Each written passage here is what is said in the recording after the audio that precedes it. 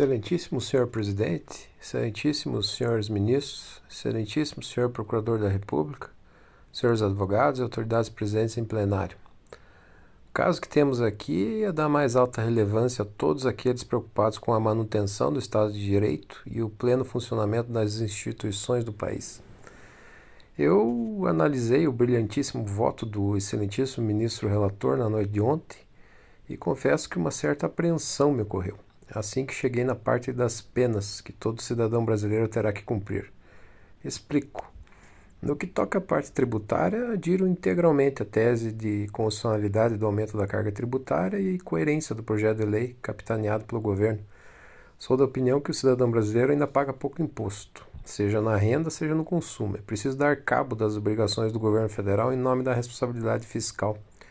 Nenhum país se desenvolve arrecadando menos do que gasta.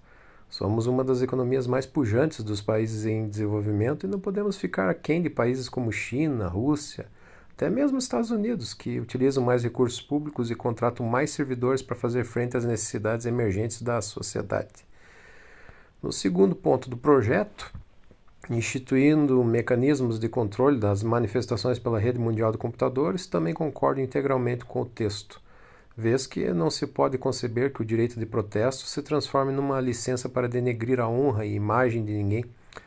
Proibindo esses que usualmente se manifestam de maneira irregular, estaremos contribuindo a um cenário de paz social e arrefecimento da polarização que tanto tem afetado o funcionamento das instituições das quais o Supremo Guardião da Constituição faz parte. Faço apenas um acréscimo ao voto do eminente ministro relator, com a devida vênia, que é a ausência de fiança no flagrante da calúnia, injúria ou difamação. Aqui constou errado, depois meu assessor corrige, contra a autoridade pública. Ontem também, mas pela manhã, ainda enquanto tomava café... Oi? É Scramble Eggs, ministro Pazanella. Scramble Eggs.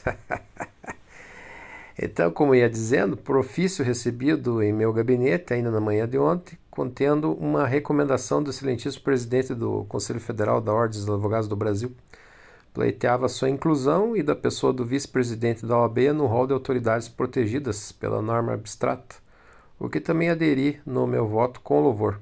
A classe dos advogados merece participar do rol protetivo democrático contra bandoleiros fascistas extremistas que pretendem instaurar o caos no país.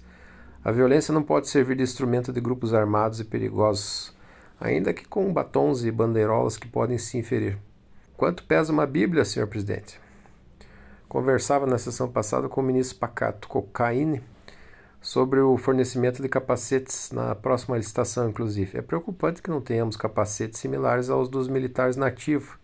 Aliás, incluo também na sugestão de texto o arremesso de bananas como crime hediondo. Depois o povo reclama que fruta está cara. Por fim, excelentíssimo senhor presidente, acompanho o voto do eminente ministro Tofu na rua para declarar a inconstitucionalidade do cidadão brasileiro, divergindo, no entanto, quanto à possibilidade de prisão domiciliar com uso de tornozeleira eletrônica, substituindo-a por pena inicial de reclusão em regime fechado, em prisão federal de segurança máxima, excluindo também a possibilidade de progressão de regime, indulto natalino, graça, anistia, incluindo ainda uma pena por equiparação a parlamentares que votarem qualquer tentativa de reforma da interpretação, por inconstitucionalidade futura. É como voto, senhor presidente. Ministro da Naveia III. Como está o PL do aumento da magistratura e do generalato? Importante agilizar, importante. Sem reajuste há anos, absurdo.